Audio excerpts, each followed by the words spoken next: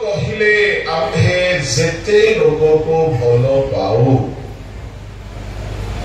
सेमान को अनुजोग वो शासन करिथाओ अतएव उत्सर्गी हुई मन परिवर्तन कर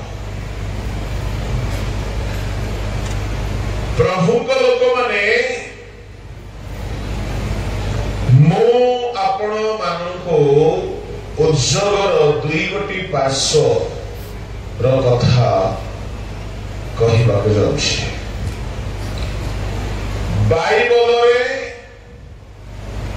सकारात्मक उद्योग एवं नकारात्मक उद्योग दुई प्रकार उद्योग देखा मिले आमे देखुछु अनेक थर हुए तो पढ़ी बाइबल केते उद्योगी हेले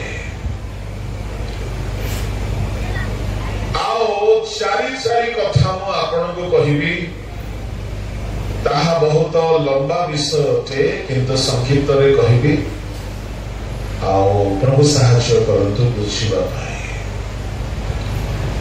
उद्योग यदि न थांता एते सुंदर मनोरम एक सी कन्वेंशन अरेंजमेंट ही पारि न थांता उद्योग यदि न थांता एते लक्ष लक्ष टंका फंड रेज ही पारि न थांता उद्योग यदि न थांता आपण भी एठारे न थांते राति 10टा हेलाणी एरो आम समस्त भितरे उद्योग अल्प बहुत मात्रा अच्छी किंतु आम उद्योग आउ टिकिए शास्त्रानुमोदित उच्च स्तरीय किपरि हेई पारिबो ताहा मो संक्षिप्त रे कहबी प्रभु को नामर धन्यवाद हेउ चारि गोटी सकारात्मक उद्योगी मानव टिके देखिबा तापरे चारि गोटी नकारात्मक एई चारि गोटी सकारात्मक पॉजिटिव जो माने भाव रखिकी उद्योगी हेले जणे हेले एलियो आउ जड़े हेले जेहू 2 नंबर आउ जड़े हेले पाउलो एवं शेषरे सर्वश्रेष्ठ प्रभु यीशु ख्रीष्ट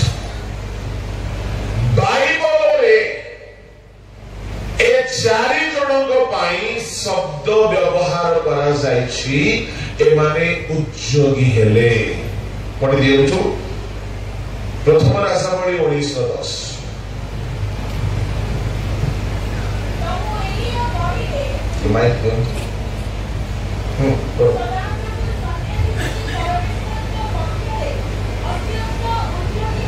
एलिया कहिले मो सदा प्रभु परमेश्वर पक्ष अत्यंत अत्यंत उद्योगी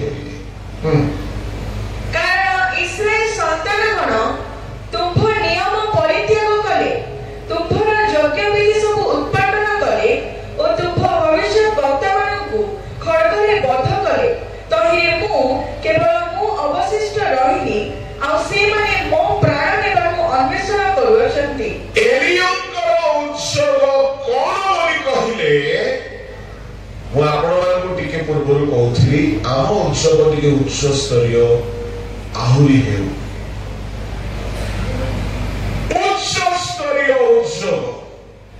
केमिति आमे जिला स्तरीय कन्वेंशन कलु किंतु एलियो राष्ट्र स्तरीय उद्दीपनार काम कले पूरा इस्राएल देशरु सब बाल व आसेरार भविष्य वक्ता मानकु हत्या कले एटा तांकर उद्योग थिला ଯେଉଁ ବାଲ ଓ ଆସେରାର ଭାବବାଦୀ ମାନେ ପୁରା ଇସ୍ରାଏଲ ଦେଶକୁ ପରମେଶ୍ୱରଙ୍କ ଠାରୁ ଦୂରକୁ ନେଇ ଯାଇଥିଲେ। ଭୋଗ ଦେଖାଇ ଅଭିଳାଷ ଦେଖାଇ ପାପର ସୁଖ ପ୍ରଦାନ କରାଇ ବିଭିନ୍ନ ପ୍ରକାରେ ବାଲର ଅନୁଗାମୀ ଲୋକେ କାହିଁକି ହେଉଥିଲେ? ଯେହେତୁ ବାଲ ଓ ଆସେରା ସବୁ ମେଟେରିଆଲ ପ୍ରସ୍ପରିଟି, ସୁଖ, ସ୍ୱାସ୍ଥ୍ୟ, ଧନ, ସମ୍ପତ୍ତି, ଚାକିରି ଏବଂ ତା ସହିତ ପାପ ମଧ୍ୟ କରିବା ପାଇଁ ସବୁ ପ୍ରୋଭିଜନ ବାଲ ଓ ଆସେରାର ଦେବତା ମାନଙ୍କ ପାଖରେ ଥିଲା। ଯଦି ପରମେଶ୍ୱରଙ୍କ ପାଖକୁ ଆସିବେ, ସୁସ୍ଥ ହେବା ପାଇଁ ପାପ ସ୍ୱୀକାର କର, ମଙ୍ଗଳ ଦିନ ଦେଖିବା ପାଇଁ ପାପରୁ ଫେର। ଏଣୁ ଇସ୍ରାଏଲୀୟ ମାନେ ସହଜର ମାର୍ଗ ଧରିଲେ, ଆଉ ସେ ମାର୍ଗ ହେଇଗଲା ଆହାବଙ୍କ ପଥ। ଲୋକେ ସବୁ ଭୋଗ ବିଳାସ ପାଇଁ ବିବାହ ଦରକାର, ମନ ପସନ୍ଦ ବିବାହ କେବଳ ଡେଉଁରିଆଟି ପିନ୍ଧୁଥିଲେ ହେଇଯାଉଥିଲା। କାହାର ସମ୍ପତ୍ତି ଲୁଣ୍ଠନ କରିବେ, ବାଲର ତାନ୍ତ୍ରିକ ବାଲର ଭବିଷ୍ୟତ ବକ୍ତା ପାଖକୁ ଯାଉଥିଲେ, କାମ ହେଇଯାଉଥିଲା। ଏଣୁ ଲୋକମାନେ ସୁବିଧାବାଦୀ ହେଇ ଲୋକମାନେ ପରମେଶ୍ୱରଙ୍କୁ ଛାଡ଼ିଦେଲେ।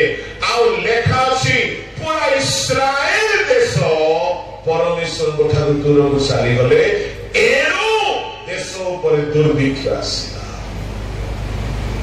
ଜଣେ ବ୍ୟକ୍ତି ଉତ୍ସୋଗୀ ହେଲେ ଆଉ ପୁରା ଦେଶରୁ ଦୁର୍ଭିକ୍ଷକୁ ଦୂର କରିପାରିଲେ। କିନ୍ତୁ ସେ ଦୁର୍ଭିକ୍ଷର ଦୂର କରିବା ପୂର୍ବରୁ ଦୁର୍ଭିକ୍ଷର ମୂଳ କାରଣକୁ ସେ ବାହାର କଲେ। ଆଉ ସେ ମୂଳ କାରଣ ଥିଲା ବାଲ ଓ ଆସେରାର ଭବିଷ୍ୟତ ବକ୍ତା ମାନଙ୍କର ରାଜତ୍ୱ। ଏଣୁ କର୍ମୀ ପର୍ବତରେ ସେ ସବୁ ବାଲ ଓ ଆସେରାର ଭବିଷ୍ୟତ ବକ୍ତା ମାନଙ୍କୁ ଏକତ୍ର କଲେ। ଆଉ ସେ ଏକତ୍ର କରିବା ପାଇଁ ଆହାବକୁ ଦେଖାଦେଲେ। ମୁଁ ସକାଳେ କହୁନଥିଲି କି ଯଦି ଭାବବାଦୀ ହୁଅ, ଯାଅ ଦେଶର ମନ୍ତ୍ରୀ ପ୍ରଧାନମନ୍ତ୍ରୀ ମାନଙ୍କୁ ଦେଖାଦିଅ, ଦେଶରେ କ୍ରାନ୍ତିକାରୀ ଆନ୍ଦୋଳନ ଆଣ। ପ୍ରଭୁଙ୍କ ଲୋକମାନେ ଯେତେବେଳେ ଆହାବକୁ ଦେଖାଦେଲେ, ସହଜ ନଥିଲା। ଆହାବ ଖୋଜୁଥିଲା ଏଲିୟକୁ ହତ୍ୟା କରିବା ପାଇଁ ଇସବେଲର ପ୍ରବର୍ତ୍ତନାରେ। ମାନିବାକୁ ପଡିବ ଏଲିୟଙ୍କର ସାହସ। ଦେଖାଦେଇ କହିଲେ, ଆସି ହିନ୍ଦୀରେ କହନ୍ତି ନାହିଁ କି ଦୁଧ କା ଦୁଧ ପାଣି କା ପାଣି। ପୁରା ଇସ୍ରାଏଲ ସମ୍ମୁଖରେ ଆଜି କଥାଟି ସ୍ଥିର ହେଉ, ବାଲ ସତ୍ୟ ନା ପରମେଶ୍ୱର ସତ୍ୟ।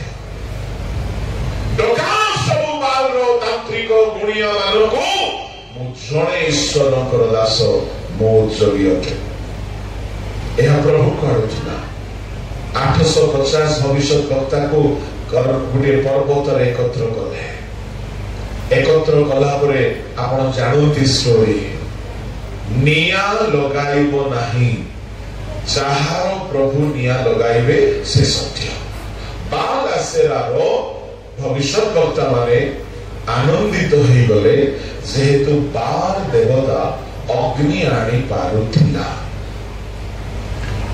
କିନ୍ତୁ ସେ ଦିନ ପାଇଁ ତାର ସବୁ ନେଟୱାର୍କ ସୁଇଚ ଅଫ୍ ହେଇଯାଇଛି, ଯେହେତୁ ଅପୋନେଣ୍ଟ ସ୍ୱୟଂ ସଦାପ୍ରଭୁ ଅଟନ୍ତି।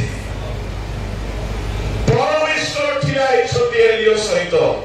ଆଉ ଏଲିୟ ସେମାନଙ୍କୁ ପ୍ରଥମେ ସୁଯୋଗ ଦେଲା, ସେମାନେ ସୁଯୋଗର ଚେଷ୍ଟା କଲେ, କିନ୍ତୁ ଅଗ୍ନି ଆସିଲା ନାହିଁ। ସନ୍ଧ୍ୟା ବେଳେ ଏଲିୟ ପଦେ ପ୍ରାର୍ଥନା କଲା, ବେଦୀ ପୁନଃନିର୍ମାଣ କରିକି ବଳି ସଜାଇକି ଚାରିପଟ ଜଳ ଭରିଲା ପରି ଖାଇ ତିଆରି କରି ପାଣି ଢାଳି ପ୍ରାର୍ଥନା କରନ୍ତେ। ଅଗ୍ନି ଆସିଲା, ସବୁ ଧୂଳି पानी पत्थर बड़ी को भस्म करी चाटी पकाइला तो ये समस्ते जानिले जे सदा प्रभु परमेश्वर आओ 850 भविष्य वक्ता को एलियो हत्या कला किशन नदी को नहीं जाए कि भविष्य वक्ता माने पूरा देश को परमेश्वर को ठारू दूर को नहीं जाए शुणु मृत्यु हेबार दरकार थिला एलियो जने लोकर उत्सव देखंतु की स्तर से उत्सवर राष्ट्र स्तरीय क्रांतिकारी उद्दीपनार से मूलाधार है कि व्यक्ति प्रभु लोक माने आमे भलो कन्वेंशन करूछु किंतु आमर उत्सव भी आओ टिके उच्च स्तरीय नहीं जाओ प्रभु का नाम धन्यवाद है से 850 450 12 400 सेनारो भविष्य वक्ता मानू बोध गला पर संतुष्ट हैला नहीं वर्षा जे जाय आसी नहीं दुर्भिक्ष दूर होई नहीं कर्मेल पर्वत रे आरोहण कला शिष्य सहित 7 थर आंठो बाटिला जे जाय वर्षा आसी नहीं शेष रे वर्षा आसीला एते वर्षा हैला 3 वर्षर दुर्भिक्ष दूर हैला एहा थिला एलियोकर उत्सव पाप दूर हैला अंधकारर शक्ति दूर हैला शयतान पराजित हैला बाल सेनार शक्ति समाप्त हैला आ दुर्भिक्ष दूर हैला पूरा देश रे उद्दीपना आसिला पूरा देशवासी परमेश्वर को शक्ति को जानिले आ देश रे परमेश्वर को आडू दयार तीनों उपस्थित हैला जलधारा वृष्टि हैला लोक पुणी तृषा मेटाइले आनंद रे प्रभु को पछरे चलिले एहा थिला एलियोकर उत्सव एथि हमें कौन लेसन नेबा सुनतु वर्षा से जाय हबो नहीं पानी वर्षा कथा मो कहू नहीं आम जीवन रे दुर्भिक्ष पड़ी छे कहार पॉकेट रे दुर्भिक्ष तो कहार अकाउंट रे दुर्भिक्ष तो कहार रंधाशाल रे दुर्भिक्ष तो कहार रोजगार रे दुर्भिक्ष परमेश्वर जेबे जेबे दुर्भिक्ष पठाई छथि तांको योजना एवं पापर दंड उद्देश्य पठाई छथि फारो को समय जोसेफ को बंदी गृह बाहर करबा पाई एक योजना थिला दुर्भिक्ष सुभिक्ष किंतु अन्य सब स्थान रे दुर्भिक्ष पापर दंड थिला प्रभु लोक माने आज अनेक स्वास्थ्य रे दुर्भिक्ष खाउछन्ते भलो सुस्थ रहउनांती चाकरी करूछन्ते भलो घरे किसी इनकम रहउ नाही बहुत चेष्टा करूछन्ते दुर्भिक्ष आमको दरकार अछि ये दुर्भिक्ष दूर है कि प्रबल आशीर्वाद वर्षा हो जाओ प्राचुर्यतार मंगल वर्षा हो केते बेले हेबो जानिसुते जे पर्यंत ध्यान देबे सबक लेसन हेउछि जे पर्यंत आमको परमेश्वर को ठारू दूर को नहीं जाउछबा पाप सकल को आमे बद्ध करिना हो से जाय प्रभु को क्रोध दूर हेबो नाही जे जाय 850 भाववादी को भविष्य वक्ता को हत्या करिना ही एलियो वर्षा आसिबो नाही अच्छा टिके मु आपनकर उत्तर शुणिली मौन व्रत को भांगी कि आप उत्तर देवे आमको आओ इस्राएलियों को परमेश्वर को ठारू दूर को नहीं जाउथिले बाल आसेरार भविष्य वक्ता माने अच्छा आमको परमेश्वर का सानिध्य दूर को नहीं जाउथिबा अनेक जिनिस अछि गोटे जोड़े जिनस टिके आपण माने कहत तो जल्दी हाँ देखो राति 9टा पर मते कम सुबह 12टा जाए हाँ हाँ मोबाइल आओ किसी हाँ खाली गोटे मोबाइल टीवी हाँ तो किसी का बीबी हाँ कहा तो सीरियल मोबाइल रे मु संपूर्ण सहमत हुए कहीं बहुत मिनिस्ट्री मोबाइल भी होची ये जो 4-5टा मोबाइल लगी एटा ईश्वर ठार दूर को नेबा पाई तुम निकट को आनिबा पाई रायखेर जड़े भाई दिने गमाटी कन्वेंशन होता जड़े भाई आसते से आसिक कहले आज्ञा आपन गोटे मेसेज शुणी परिवर्तन है मत आश्चर्य लगे कि प्रभुकर वाक्य पुलपिट हो कि मोबाइल हो ईश्वर वाक्य जीवंत अटे एणु 100% मोबाइल नुह मिसयूज ऑफ मोबाइल ही पाए आपण मोबाइल बिना चली पारिबे नहीं ना स्कूल ना कॉलेज ना चाकरी एणु मोबाइल हमको ईश्वर को ठार दूर को नहीं जाउछि बोली भूल हेबो मोबाइल रो दुर्व्यवहार एला तो मोबाइल बोली समस्त को जणा पड़ुछ किंतु प्रभु को ठार दूर को नहीं जाइथिबा गोटिए गोटिए भविष्य वक्ता आपण मध्ये पोषिछंती कौन काहरी काहरी चाकरी एते व्यस्त जे रविवार गिरजा वर्ष सारा चर्च काहरी काहरी पाई निद पुसेरू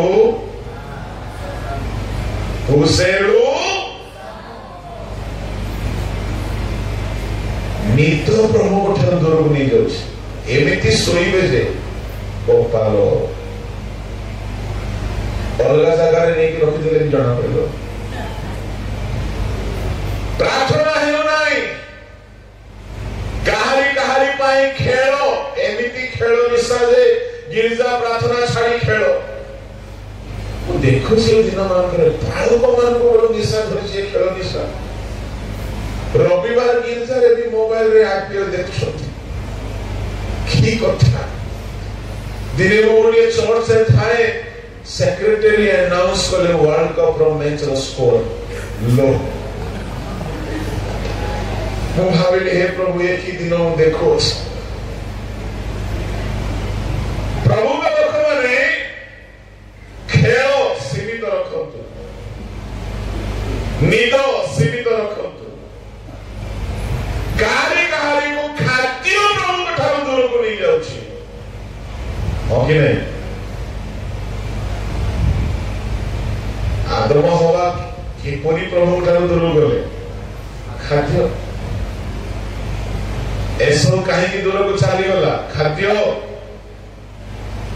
एनु सावधान से दिन बाल भविष्य वक्ता माने इस्राएल मानक परमेश्वर को ठार दूर को नहीं गले सुख प्रदान कराए आसी मध्य सही परी पाप गुड़ा को आमको प्रभु को ठार दूर को नहीं जाउछि ताहा को जदी मारिबा पाई आपण को पाखरे एजेंडा नाही आपण उद्योगी नुहति फॉलो कन्वेंशन हैला मस्त खाइलो मटन खिया हैला चिकन खिया हैला फिश चिली खिया हैला आओ मस्त आज घाट तरकारी हेला मजा आसे ए सब उत्सव भलो थे किंतु ए सब उत्सव ठारू उच्च स्तरीय आउ गोटे उत्सव आमको प्रभु को ठारू दूर को नहीं जाउथिबा जो गुणिया गुड़ा को आम भितरे अछंती ताको मारिबा पड़िबो unless until we have overcome जे जाए आमे एमान को मारी ना हो आमर जील संपूर्ण होई नाही एवरी କହିଲେ ମୁଁ ଅତ୍ୟନ୍ତ ଉତ୍ସର୍ଗୀ ହେବି। କାହାକୁ ତ ମୋବାଇଲ ଫେସବୁକ୍, କାହାକୁ ଇନଷ୍ଟାଗ୍ରାମ, କାହାକୁ ହ୍ୱାଟ୍ସଆପ୍, ତ କାହାକୁ ମୁଭି ପ୍ରଭୁଙ୍କ ଠାରୁ ଦୂରକୁ ନେଇଯାଉଛି। ଜଣେ ମତେ କହିଲେ ବାଳକ ବାବୁ ସିନେମା ଦେଖିବା ଖରାପ କି? ମୁଁ କହିଲି ବିଲକୁଲ ନାହିଁ। କାହିଁକି? ଯଦି ମୁଁ କହିବି ଖରାପ, ସିନେମା ବୋର୍ଡ ମତେ କେସ୍ କରିକି ଜେଲ ପଠେଇବ। ସିନେମା ଦେଖିବା ଖରାପ ନାହିଁ, କିନ୍ତୁ ହଁ ସେ ସିନେମା ଯୋଉଟା ତୁମେ ଦେଖିବ ତମ ମା ବାପାଙ୍କ ସହିତ ଦେଖ, ବାଳକଙ୍କୁ ବସେଇକି ଦେଖ, ମତେ ବି ଡାକ, ଆଉ ଶେଷରେ ଯୀଶୁ ବାପାଙ୍କୁ ବି ଡାକ। ମୁଁ ସେରୁ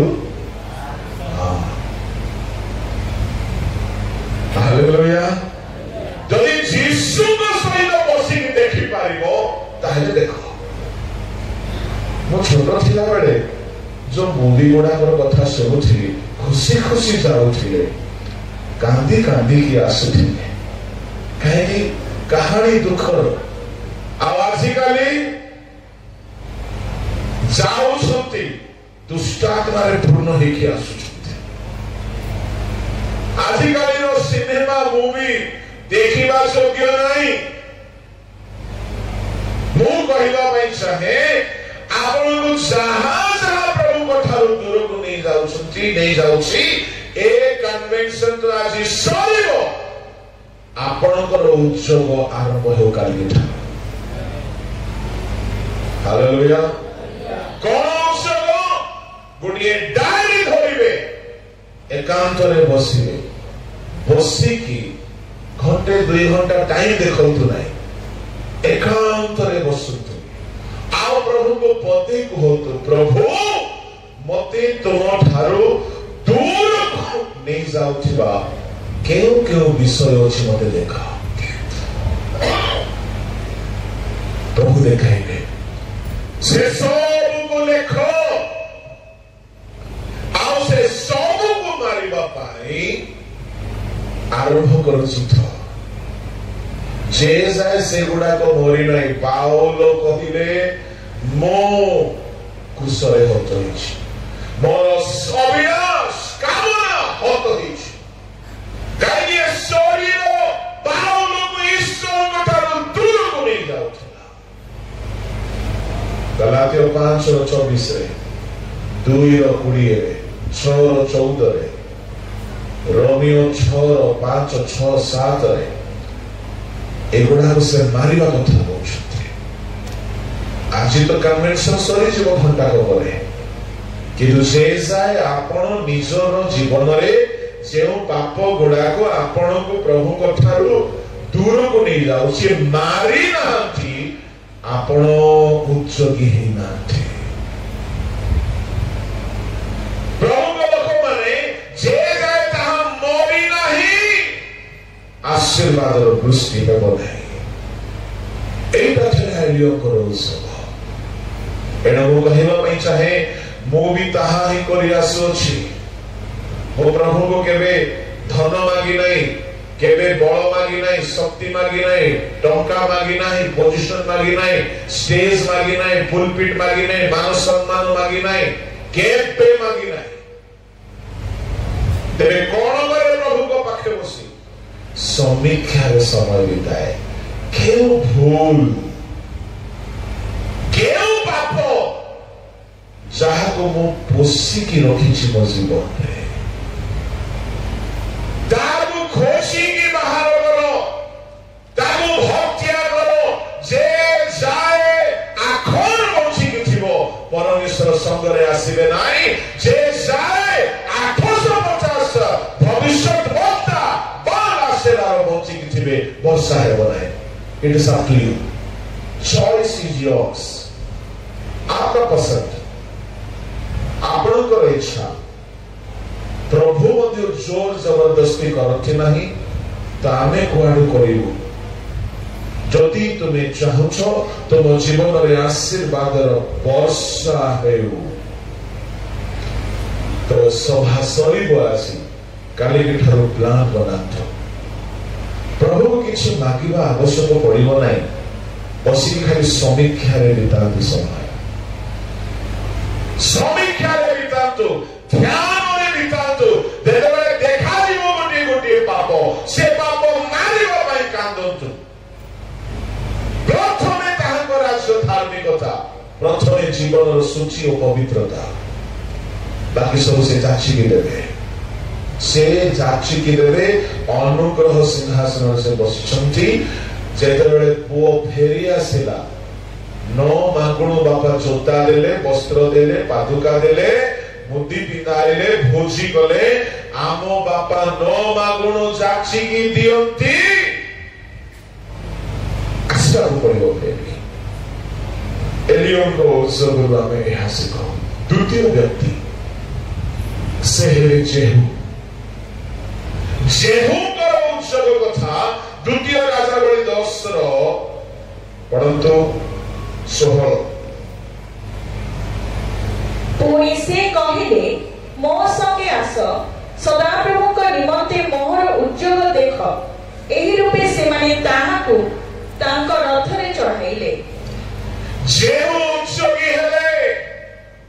ଏ ଜେହୁ ମଧ୍ୟ ସେଇ କାମ କଲେ। କଣ? ଯଦି ଆପଣ ପୁରା ଅଧ୍ୟାୟ ପଢିବେ, ବଡ ରୋଚକ ଅଛି। ବାଲର ସବୁ ପୂଜକ ପୂଜାରୀ ମାନଙ୍କୁ ହତ୍ୟା କଲେ, ଆଉ ବାଲର ଦେବାଳୟକୁ ଭାଙ୍ଗିକି ଶୌଚାଳୟ କରିଦେଲେ। ହାଲେଲୁୟା। ଏହାକୁ ବର୍ଣ୍ଣନା କରିବି ନାହିଁ। ଆଶୀର୍ବାଦ କଣ? 4 ପୁରୁଷ ପର୍ଯ୍ୟନ୍ତ ପ୍ରଭୁ ତାଙ୍କ ବଂଶକୁ ସିଂହାସନରେ ବସିବା ପାଇଁ ରିଜର୍ଭ କରିଦେଲେ। 30 ପଦ ପଢନ୍ତୁ। ଏଉତାରେ ସଦାପ୍ରଭୁ ଜେହୁଙ୍କୁ କହିଲେ, ଆମ୍ଭ ଦୃଷ୍ଟିରେ ଯାହା ଯଥାର୍ଥ ତାହା ସାଧନ କରି ତୁମ୍ଭେ ଭଲ କରିଅଛ, ଓ ଆମ୍ଭ ମନରେ ଯାହା ଯାହା ଥିଲା ତଦନୁସାରେ ତୁମ୍ଭେ ଆହବ ବଂଶ ପ୍ରତି କରିଅଛ। ଏହେତୁ 4ର୍ଥ ପୁରୁଷ ପର୍ଯ୍ୟନ୍ତ ତୁମ୍ଭର ସନ୍ତାନମାନେ ଇସ୍ରାଏଲର ସିଂହାସନରେ ଉପବିଷ୍ଟ ହେବେ। ଉଦ୍ଯୋଗୀ ନ ହେବେ ଆଶୀର୍ବାଦ ବଂଶାନୁକ୍ରମେ ଆସେ ନାହିଁ। ତୃତୀୟ ଉତ୍ସବ ଦେଖିବା ସମୟ ନାହିଁ, ମୁଁ ବର୍ଣ୍ଣନା କରୁନାହିଁ। ମୁଁ ଯାହା କହିଛି ତାହା ସଂକ୍ଷିପ୍ତରେ କହିକି ସାରିବି। ତୃତୀୟ ଉତ୍ସବୀ ହେଲେ ପାଉଲ। ପାଉଲ ଉତ୍ସବ ଏପରି ହେଲା ଯେ ମଣ୍ଡଳୀକୁ ଖ୍ରୀଷ୍ଟଙ୍କ ସହିତ ବାଗଦାନ କରାଇବା ପାଇଁ ସେ ଉତ୍ସବୀ ହେଲେ। 2 କରିନ୍ଥୀ 11 ଅଧ୍ୟାୟ 2 ପଦ ପଢନ୍ତୁ। କାରଣ ଈଶ୍ୱରଙ୍କ ବିଷୟକ ଉଦ୍ଯୋଗରେ ମୁଁ ତୁମ୍ଭମାନଙ୍କ ନିମନ୍ତେ ଉଦ୍ଯୋଗୀ, ଯେଣୁ ମୁଁ ତୁମ୍ଭମାନଙ୍କୁ ସତୀ କନ୍ୟା ସଦୃଶ୍ୟ ଏକ ସ୍ୱାମୀ ଠାରେ ଅର୍ଥାତ୍ ଖ୍ରୀଷ୍ଟଙ୍କ ଠାରେ ସମର୍ପଣ କରିବା ନିମନ୍ତେ ବାଗଦାନ କରିଅଛି। ମଣ୍ଡଳୀକୁ ସୂଚୀ କରି, ପବିତ୍ର କରି, ବାହାର କରିବା ନିମନ୍ତେ ବାଗଦାନ କରିବା ପାଇଁ ବୋଲି ସେ ପ୍ରସ୍ତୁତ କରିସାରିଛନ୍ତି ମଣ୍ଡଳୀକୁ। ପାଉଲଙ୍କର ଉତ୍ସବ କେମିତି ହେଲେ ମଣ୍ଡଳୀ ଖ୍ରୀଷ୍ଟଙ୍କ ସହିତ ଆଗମନରେ ସ୍ଥାନ ପାଅ? ତାମାନେ ଭାବି ଦେଖ, ଆମ ମଣ୍ଡଳୀ ତ ମଦ ଛାଡି ନାହାନ୍ତି, ଆଜ୍ଞା ଖଇନି ଛାଡି ନାହାନ୍ତି, ଚୋର ଡକାୟତି ପଇସା ଖାଇବା ଧନ୍ଦା ଲାଞ୍ଚ ଛାଡି ନାହାନ୍ତି। ଖ୍ରୀଷ୍ଟଙ୍କ ସହିତ କେବେ ବିବାହ ପାଇଁ ପ୍ରସ୍ତୁତ ହେବେ? ଏଇଟା ଏକ୍ସକ୍ଲୁସିଭଲି ପାଳକ ମାନଙ୍କ ପାଇଁ ଏକ ଆଦର୍ଶ ଅଟେ ପାଉଲଙ୍କର ସେବା। ଏଇଟାକୁ ବି ଅଧିକ କହିବି ନାହିଁ। 4ର୍ଥ ସକାରାତ୍ମକ ଉଦ୍ଯୋଗୀ ହେଲେ ଯୀଶୁ ଖ୍ରୀଷ୍ଟ। ଯୀଶୁ ଖ୍ରୀଷ୍ଟ ଉଦ୍ଯୋଗୀ ହେଲେ। ଜହନ 2:15, 16, 17 ପଢନ୍ତୁ। ପୁଣି ମୁଦ୍ରା ବ୍ୟବସାୟୀ ମାନଙ୍କର ମୁଦ୍ରା ସବୁ ବିଞ୍ଚି ଦେଇ ସେମାନଙ୍କ ମେଜ ଗୁଡାକ ଓଲଟାଇ ପକାଇଲେ। ଆଉ ସେ କାନ୍ତା ବ୍ୟବସାୟୀ ମାନଙ୍କୁ କହିଲେ, ଏଗୁଡାକ ଏଠାରୁ ଘେନି ଯାଅ, ମୋର ପିତାଙ୍କର ଗୃହକୁ ବାଣିଜ୍ୟର ଗୃହ କର ନାହିଁ। ତୁମ୍ଭ ଗୃହ ନିମନ୍ତେ ଉଦ୍ଯୋଗ ମତେ ଗ୍ରାସ କରିବ, ଏହା ଲେଖା ଅଛି ବୋଲି ତାଙ୍କ ଶିଷ୍ୟମାନଙ୍କର ମନରେ ପଡ଼ିଲା। ଈଶ୍ୱରଙ୍କ ଆଦେଶାନୁସାରେ ଯୀଶୁ ଖ୍ରୀଷ୍ଟ ଜେରୁସାଲେମରେ ପଶିଗଲେ। କାପ୍ତା ବ୍ୟବସାୟୀ ମାନଙ୍କର, ମୁଦ୍ରା ବ୍ୟବସାୟୀ ମାନଙ୍କର ଆସନ ଓଲଟେଇ ପକାଇଲେ। ଉଚ୍ଚତ କଣ ଆମେ ଶିଖୁଛୁ? ମଣ୍ଡଳୀ ଭିତରେ ଚାଲିଥିବା ଭୁଲକୁ ଦେଖି ଯଦି ଆପଣ ସଂଶୋଧନ କରିବା ପାଇଁ ଠିଆ ହେଉନାହାନ୍ତି, ଆପଣ ଉଦ୍ଯୋଗୀ ନୁହନ୍ତି। आम गीत भल गाऊे मो भी गीत प्रेमी मो तो 3 दिन है शुणुची जबरदस्त मजा आसुची बढ़िया बजाऊँ प्रोफेशनल हैंड्स माने आसुंती मु भावुली मत अधिक समय मिले मुझे केतरा गाई था भल कलाकार मैंने थे टे कला देखा इच्छा हुए किंतु समय नहीं मु पचारूची टुकु भाई को भाई केते कहबी से कहते 45 मिनट घंटा टे दिखाँ मोर पार्टी खोलले घंटा टे किंतु सी कन्वेंशन सब अच्छी मोर कहिबार भाव गीत तो मस्त गाउछन्ते पिला माने वाद्य बढ़िया हेउछि खाइबा भलो हेउछि अरेंजमेंट बेस्ट हेछि एंती गोटे कन्वेंशन के जानी ओडिसा रे हेउछि कि नाही मु तो जानि किंतु मंडली भितरे जदि आमे भूल गुडा को देखि कि आमे जदि नीरव रहउछु आमे उच्चोगी न हो आमे के जानी सकते चमचा हिंदी में उसको चमचागिरी करने वाला कभी भी सुधार की बात नहीं कर सकता है वो एक ही थाली के तटे बट्टे उसे रूप हाँ हालेलुया जीसु को किए अनुमति देला स्वर्ग अधिकार पाई आपण को भी अधिकार अच्छी संशोधन मूलक काम करने उपयोगी हूँ खाली मनोरंजन नहीं ये सब भी दरकार रिफॉर्मेशन एलियकर उत्सव देश रे क्रांति आनिले जेहुकर उत्सव पूरा देश पाई परिवर्तन आनिला पावलकर उत्सव मंडली को आगमन पाई प्रस्तुत कला शिशुकर उत्सव जेरूसालेम संस्कार कला आपणकर उत्सव कौन करुछि गीत नाच रे खाली सीमित ही कि आमे न रहू ताठर राव अधिक उच्चोगी आमे हे प्रभु लोक माने आमर उत्सव यदि रिफॉर्मेशन आनु नाही ट्रांसफॉर्मेशन आनु नाही आमर उत्सव यदि उच्च स्तरीय क्रांति आनु नाही परिवर्तन आनु नाही ताहेले आमे उच्चोगी रो खाली मुखा बिंदिछु आमे उच्चोगी ना सकाळे गाउन थली कि जीसु नामे लुचाओ जेते परिचय सब मिछ ए प्रकार चारि जण सकारात्मक उद्योगी आउ चारि जण उद्योगी जो माने कि नकारात्मक उद्योगी तो हेले किंतु भूल थिला से मान कर उद्योग वर्णना करिनि नाही टिके टिके ही कहिबे किंतु बेसी सुनला परि लागिवो सेटा आपनकर कानर दोष होई पारे बोलो यीशु मसीह की हालेलुया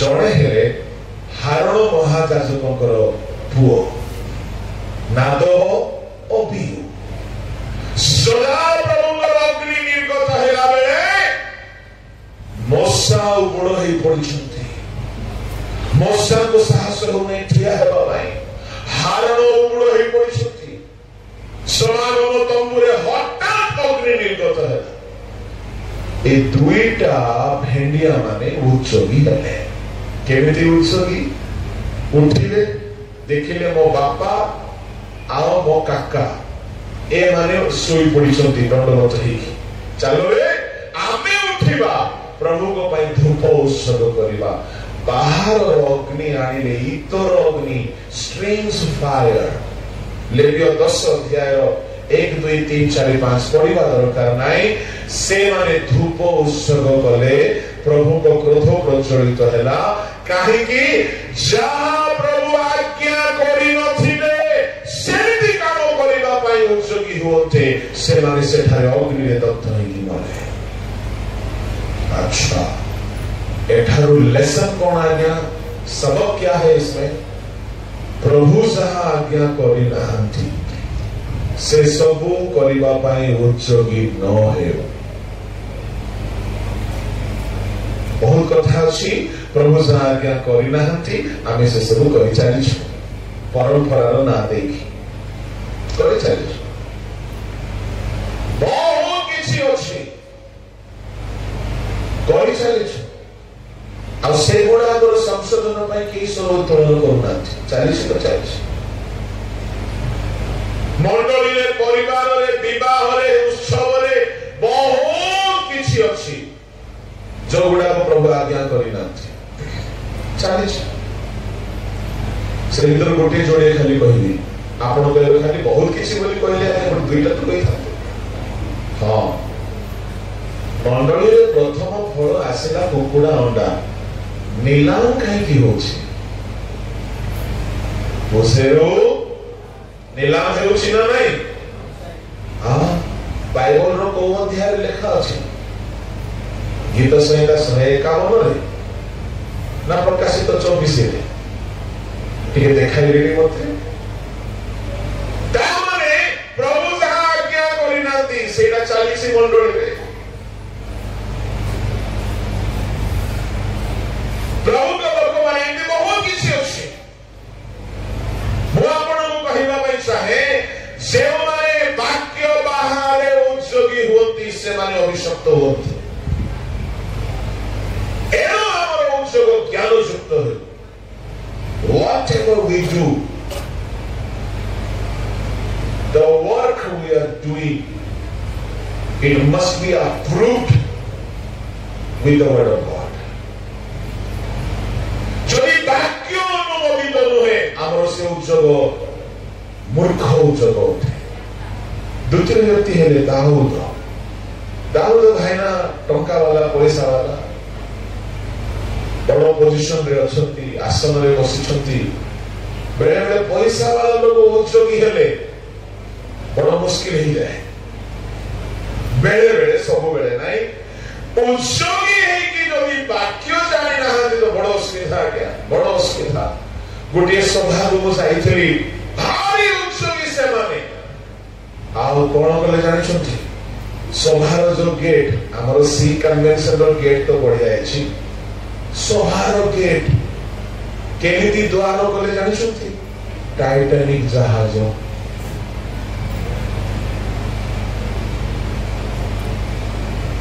ଯୋଉ ଜାହାଜରେ ବୁଡିକି ସବୁ ମରିଛନ୍ତି। ଗୋଟେ ଅଭିଶପ୍ତ, ଗୋଟେ ଅଶୁଚି ସବୁ ଜାହାଜରେ ବ୍ୟଭିଚାର, ପାପ, କରପସନ ସବୁ ଥିଲା। ସେ ଜାହାଜର ମୂର୍ତ୍ତି ରଖିଛନ୍ତି ସଭାର ଏଣ୍ଟ୍ରାନ୍ସରେ। ଉଚ୍ଚକ ପଇସା ଅଛି ବୋଲି ଏମିତି କରିବେ? ମୁଁ କହିବା ପାଇଁ ଚାହେଁ, ଆମ ଦାଉଦ ରାଜା ସେମିତି ଉଦ୍ଯୋଗୀ ଥିଲେ। ଆରମ୍ଭରେ କଣ ନିୟମ ସିନ୍ଧୁକ ଆଣିବାର ଥିଲା? ଦ୍ୱିତୀୟ ସାମୁଏଲ 6:6 ନିୟମ ସିନ୍ଧୁକ ଆଣିବା ପାଇଁ ଶଗଡ଼ ଗାଡି ଧରି ଯାଇଛନ୍ତି। ତ ବାପାର ପେଢିକିରେ ଶଗଡ଼ ଗାଡିରେ ଆଣିବୁ। କଥା କଣ ବୋଲି କହିଲେ, ଦାଉଦ ଭାଇନା ବୀଣା ବଜେଇବାରେ ବ୍ୟସ୍ତ, ଗୀତ ଲେଖିବାରେ, ଗୀତ ଗାଇବାରେ ବ୍ୟସ୍ତ, ଯୁଦ୍ଧରେ ବ୍ୟସ୍ତ। ବାଇବଲ ଏତେ ପଢିନାହାନ୍ତି। ନିୟମ ସିନ୍ଧୁକ କେବଳ ଯାଜକ ମାନେ ସ୍କନ୍ଧରେ ବହିକି ଆଣିବେ ବୋଲି ପ୍ରଥମ ବଂଶାବଳୀ ତାହାର 15 ଅଧ୍ୟାୟର 12, 13, 14 ପଦରେ ଲେଖା ଅଛି। ଇଏ କଣ କଲେ? ନୂଆ ଶଗଡ଼ ଗାଡି, ପଇସା ଅଛି ତ ମୁଁ ସ୍ପନ୍ସର କରିବି, ଚାଲ ଆଣିବା। ନିଜେ ସ୍ପନ୍ସର କରିକି ଶଗଡ଼ ଗାଡିରେ ନେଇକି ପଳେଇ ଆସିଲା ବେଳକୁ ରାସ୍ତାରେ କଣ ହେଲା? ଏ ବଳଦ ମାନେ ଅମଣା ହେଲେ। ଆଉ ଏମିତି ହେଲା ବେଳକୁ ସିନ୍ଧୁକ ତଳେ ପଡିବାକୁ ଲାଗିଲା। ଉଷ, ସିଏ ଗୋଟେ ବାଳୁଙ୍ଗାଟା, ସେ ଗୋଟେ ବାଳୁଙ୍ଗା। କେମିତି? ସେ ଗୋଟେ ଯାଜକ, ତାକୁ ବି ଜଣା ନାହିଁ ଯେ ସିନ୍ଧୁକକୁ ଶଗଡ଼ ଗାଡିରେ ନିଅନ୍ତି ନାହିଁ। ଦେଖ, ଏ ବାଳୁଙ୍ଗା ବୁଦ୍ଧିମାନ ଲୋକମାନେ ସବୁ ଏକା ସାଙ୍ଗରେ ମିଶିଛନ୍ତି। ଏମିତି ହେଇକି ଏମାନେ ସିନ୍ଧୁକ ଆଣିଲା ବେଳକୁ ରାସ୍ତାରେ ସିନ୍ଧୁକ ଖସି ପଡିଲା। ଉଷ ହାତରେ ଧରିଲେ, ପ୍ରଭୁ କ୍ରୋଧାନ୍ୱିତ ହେଲେ, ସେ ମରିଗଲା। ଉଦ୍ଯୋଗ ବିପଦ ଆଣିଲା। କାହିଁକି? ଜ୍ଞାନର ଅଭାବ। ବାକ୍ୟାନୁସାରେ ଉଦ୍ଯୋଗୀ ହୁଅ। ବାକ୍ୟ ଅନୁସାରେ ଠିକ ଥିବାର ଅଛି। ମ୍ୟାରେଜ କରିବେ ବାଇବଲ ଅନୁସାରେ କରିବେ, ବିଜନେସ କରିବେ ବାଇବଲ ଅନୁସାରେ କରିବେ, ମିନିଷ୍ଟ୍ରି କରିବେ ବାକ୍ୟ ଅନୁସାରେ କରିବେ, ଯାହା ବି କରିବେ ବାକ୍ୟ ଅନୁସାରେ କରନ୍ତୁ। ତୃତୀୟ ଦଳ ଉତ୍ସୋଗୀ ହେଲେ କିନ୍ତୁ ସେମାନଙ୍କର ଉତ୍ସବ ଠିକ ନଥିଲା। ସାମୁଏଲ 4 ଅଧ୍ୟାୟରେ ଏମାନେ ପ୍ରଥମ ଯୁଦ୍ଧରେ ହାରି ଯାଆନ୍ତେ ନିୟମ ସିନ୍ଦୁକ ଧରି ପଳାଇଲେ, ଆଉ ସେ ଯୁଦ୍ଧରେ ସମସ୍ତେ ମଲେ। କାହିଁକି? ଭାବିଥିଲେ ନିୟମ ସିନ୍ଦୁକ ନେଇକି ଗଲେ ଜୟ ମିଳିବ, କିନ୍ତୁ ଜାଣିନାହାନ୍ତି ଯେ ପବିତ୍ରତା ନଥିଲେ ନିୟମ ସିନ୍ଦୁକର ପାୱାର ବି ଆକ୍ଟିଭେଟ ହୁଏ ନାହିଁ। ଏଣୁ ସେମାନଙ୍କର ବଂଶ ଲୋପ ପାଇଗଲା, ସେମାନେ ଅଭିଶପ୍ତ ହେଇଗଲେ, ଆଉ ଯାଜକ ପଦ ପାଇଲେ ନାହିଁ। ଉତ୍ସବ ଶାସ୍ତ୍ର ଅନୁସାରେ ପ୍ରମୁଖ ଲୋକମାନେ ଶେଷରେ ଆମ ବୁଢା ଅଙ୍କଲ ପିତର ଯୀଶୁକୁ ରକ୍ଷା କରିବା ପାଇଁ ଉଦ୍ଯୋଗୀ ଏଇ ଖଣ୍ଡା କାଢିକି କାନ କାଟି ଦେଇଛି। ଭାଇନା ଦେଖୁଛ ଉଦ୍ଯୋଗ ଖଣ୍ଡା କାଢିକି ବୁଲେଇ ଦେଇଛି। ଆଚ୍ଛା ମତେ ବୁଝା ପଡୁନି, ଟିକେ ଦେଖନ୍ତୁ ଏମିତି କାଟିଥାନ୍ତା କାନ ଯାଉ ଯୋଉ କାନ୍ଧ ବି ଯାଇଥାନ୍ତା କି ନାହିଁ? କାନ୍ଧ ଯାଇନି। ये केमिति काटिला आज्ञा खाली कान गला एमती बोलेला ना कौन देखुछन्ति समस्ते ये केमिति खंडा बोली थी वो मते लागुछि ये माछ धरिना लोक तो ये जाल फिंगला स्टाइल रे फिंगी थो ये जाल फिंगला परि सेमती खंडा एमती बोलेला से नई पड़िथिबो क्लीन हे जायछि कान ये भी उन्हें उत्सोगी कौन मो जिसु के छुई बनी हला जिसु उल्टा से कान को हीलिंग करके क्रूस को गले प्रभु लोक माने एमिति उत्सोगी सब हमें न हे उत्सोगी हे कि जण कर क्षति करबा उत्सोगी हे कि निज प्राण रो विपद आनिबा काहे कि ए माने उत्सोगी हेले किंतु वाक्य अनुसार नथला लाउदिकिया मंडली को प्रभु कहउछन तमे उत्सोगी होई मन परिवर्तन कर उत्सोगी है दंड न आनो उत्सोगी है कि आशीर्वाद आनो एलियो जेहो पाउलो प्रभु यीशु ए चारि जनकर उत्सव मंडली पाई जेरूशलेम पाई देश पाई हम समस्त पाई प्रचुर आशीर्वाद नहीं आसी अधिक कहबी ना मुझे समाप्त करुच्ची प्रभु लोक मैंने आपण उत्सोगी है खाली एठारे वाक्य शुणी टिके उत्तप्त हेकी सीमित न हो आसंता काली ठारू स्ट्रैटेजी बनातु कोन आपण जीवन किपरि फ्रूटफुल हेबो दुर्भिक्ष केति दूर हेबो आपण ब्लेसेड केति हेबे आपण सब क्षेत्र रे उन्नति केति पाइबे जे पाप गुडा को आपण को प्रभु को ठारू दूर होनेछि ताहा को मारिबा पाई प्लान बनातो समय बाहर करतो मारतो प्रभु संतुष्ट हेबे आशीर्वाद रो दृष्टि ढाली देबे